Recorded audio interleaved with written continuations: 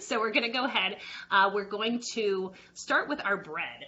Now this seems like a basic thing, but the stuffing, the basic, most important element of the stuffing is the bread. So we want to make sure that we pick a bread that tastes delicious, that we really like, and has a nice quality to it. So similarly to like if you were cooking with wine or something like that, you want to make sure that this is actually something you would eat. So if this is a bread that would not appeal to you in real life, I would not recommend making stuffing with it.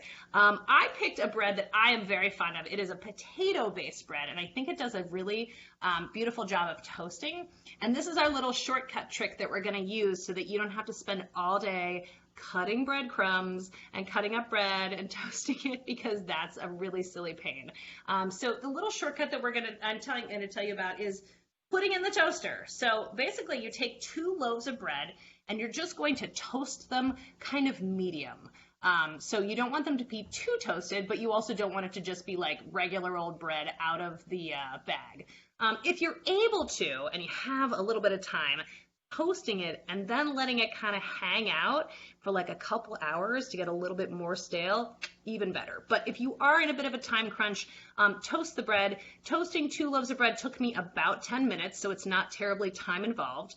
And then once you have the toast bread, great. So what we're going to do is, this is our basic part of our stuffing. So we're going to put our bread to the side. Great, all done with that. The other part of the stuffing that is the critical element and the flavor part is the onion and the celery. So let's talk a little bit about that. So the other parts of the stuffing. So the other parts of the stuffing, traditionally a sage stuffing has celery, onion, and poultry seasoning, which is a combination of fresh sage, rosemary, parsley, and salt and pepper. So we're going to do that today, but we're going to use our little bread sheet. So we'll start with our toast, and then I actually bought at the grocery store. I thought this was pretty great too. I'll show you how to do this, but I found pre-cut celery and onion. Hey, so if you don't feel like chopping a celery and onion, absolutely buy the pre-cut stuff, because it takes a zillion years. And if you are in a time crunch, great, whatever, let somebody else do the hard work. So there is pre-cut, which is really wonderful to know. And that's true for a lot of these things. But if you would like to do it all yourself, I appreciate your gusto, and I will show you how to do it. So let's take a look at celery first. If you have never picked out celery before, one thing you always want to make sure of is that it's nice and rigid. And you can obviously like run around the grocery store and sort of like bend the celery, but if it has any floppiness to it, it actually means it's really old. So you want to make sure that it's just nice and rigid. The kind that I got at the grocery store already has the tops removed, so this is just the hearts. And what I did was I peeled this away from the center and pulled the stems away. You want to make sure that before you cut, you check these, because sometimes even then there's still a little bit of dirt in there. So just give this a little bit of rinse before we get started. And then when you bring this home, if you're not going to use it right away, stick it in a glass of water, because it will actually help keep it rigid for a little bit longer. And that water's delicious. So we're going to take our celery. It doesn't have to be cut into like fancy fine chunks or anything like that. Very similarly to our potatoes, we want to have a little bit of substance to the bites that we make, because we want the flavor. And sometimes Thanksgiving food tends to be a little mushy, and I think that's because people tend to cut things a little small. So we're going to ultimately cook this on the stovetop, so we're going to need a cooking pan. This pot is 3-course, and it needs to have some kind of lid. If you have a matching lid, fantastic. If you don't, you can always put a plate on top. That's fine. Just make sure that if you use something that's not a lid, just make sure to have oven mitts nearby so you don't have any heat issues. So we're going to cut up our celery, our onion, and our butter, and we're going to put that in here. So also, in case anybody's keeping track, we're going to use about an entire container of this between the potatoes and the stuffing. So that's also why I think it's nice maybe to sometimes use a vegetable-based product, because it's like slightly healthier. So with our celery, I cut the tops off because these are kind of brown and yucky. And the ribs on the bottom, you can just cut a little bit of those off. I think the easiest way to cut celery is in a group, and then you can kind of go back and chop back in. But all you do is just hold this bunch together, and just chop right on the edge. But you want to have a little, as I said, you want to have a little bit of substance. Try and cut between talking. Very loud celery. So we're going to put our celery into the pot, and then we're going to do the same thing with our onion. Just chop the onion a little bit. And this is also the place where if you're using poultry seasoning, which is the powdered type of flavor that is traditionally in stuffing, this is also the point where you're going to add that. If you decide to use fresh herbs, you can also do that. You might want to grab like a couple of pieces of fresh sage and just chop it up into really fine pieces. That can also be very delicious. Totally at your discretion. So we've chopped our celery. Onions, always everybody's least favorite, I know, which is also why if you can find them pre-chopped, great.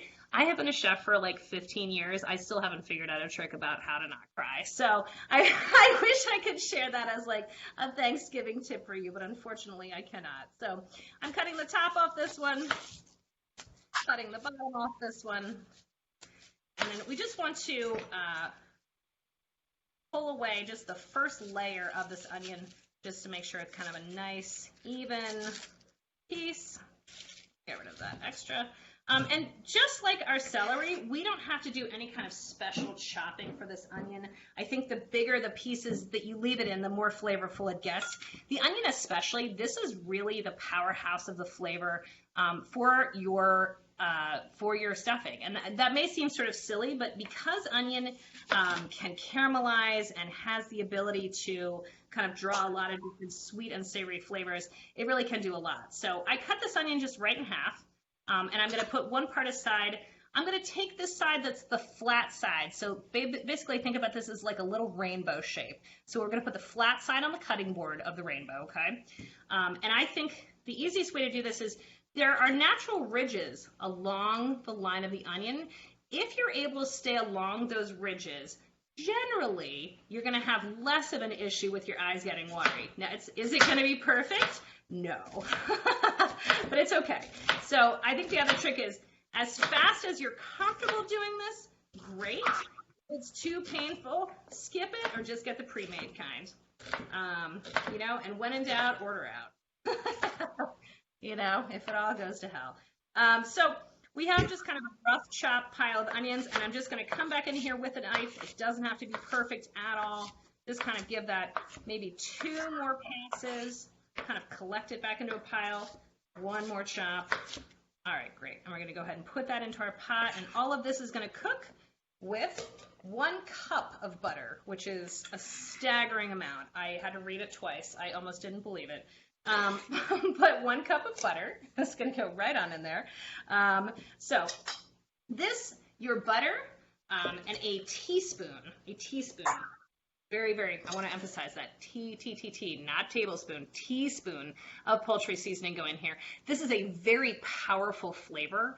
And I do want to make a point here. If you're using dried herbs versus fresh you're always going to need a significantly greater amount, usually 2 to 3 times more fresh herbs than you would of dried. The dried are always significantly more concentrated. And if you're not sure, always taste. So, take a little bit, put it on your pinky and kind of see like, wow, what's the flavor like before you add anything if you're not sure. So you go ahead and put this onto the stovetop with 1 cup of butter. And this is going to, you're just going to let this go until the onions and the celery start to turn translucent. So I'll show you what that looks like.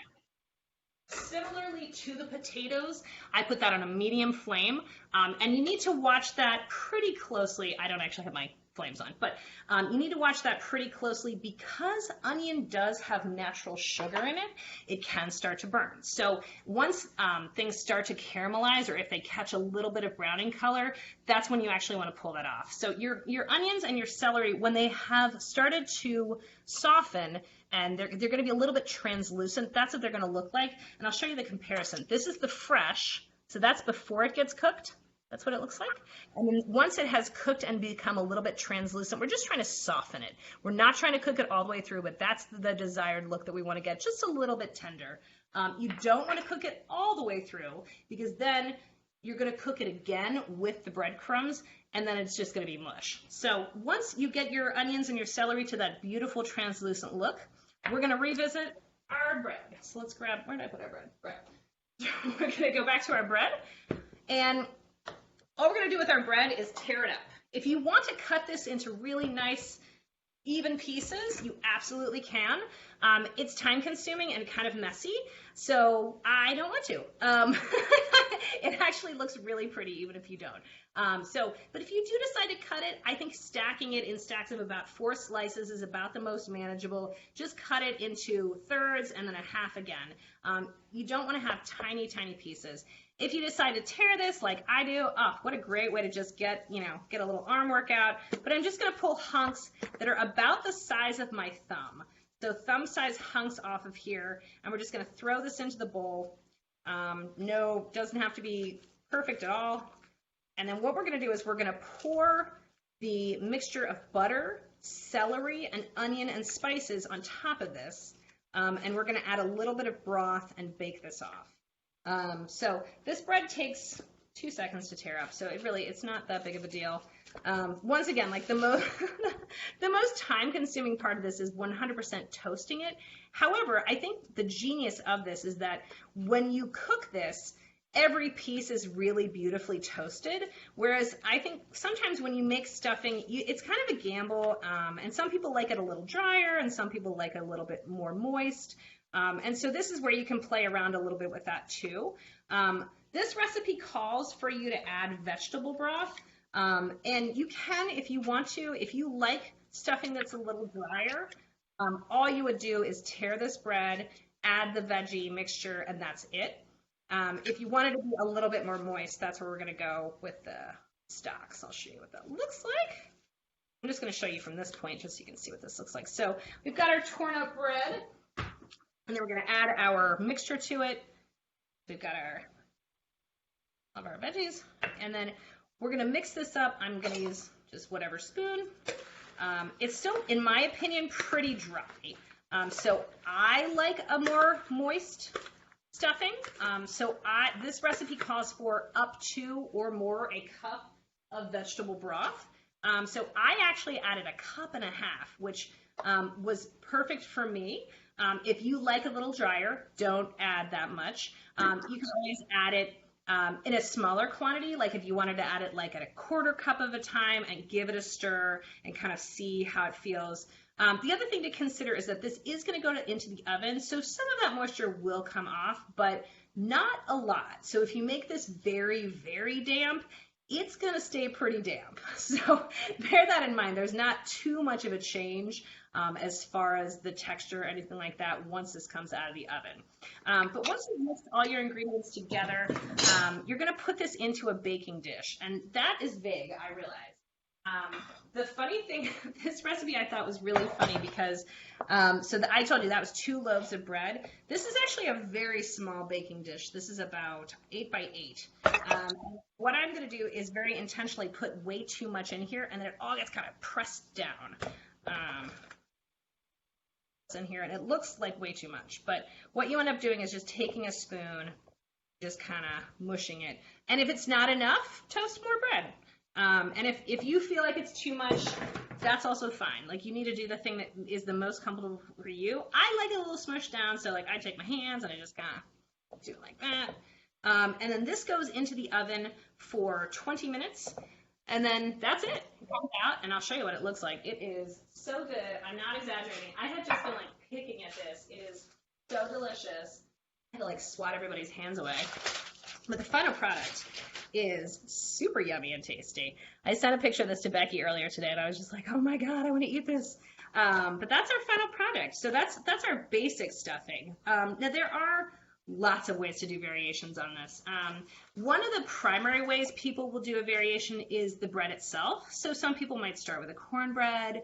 I've also heard of people doing crazy things like waffles, brioche. So people also work around with the different types of textures too. Challah also is a good choice because that's a really hearty bread. And then sometimes people will mess around with the actual complements too. Growing up, my mom made a cornbread and sausage stuffing, which is like one of my favorites. And so, sometimes there'll be fruit, maybe there'll be like an additional meat. There's so many different ways to do it. So if you want to do a variation, the choices are endless. if you did want to do a variation of this, what you would want to do is walk back the sage, because that's a pretty specific flavor. So if you wanted to do a variation on this, start with the toast, and then that's the point where you start customizing. Or if you're doing a different bread, start with your different bread and then go da, da, da, da. But yeah, the bread point is essentially where you kind of, your roads go. So, but yeah, this is our traditional stuffing, and this is our traditional mashed potato. But the choices are endless.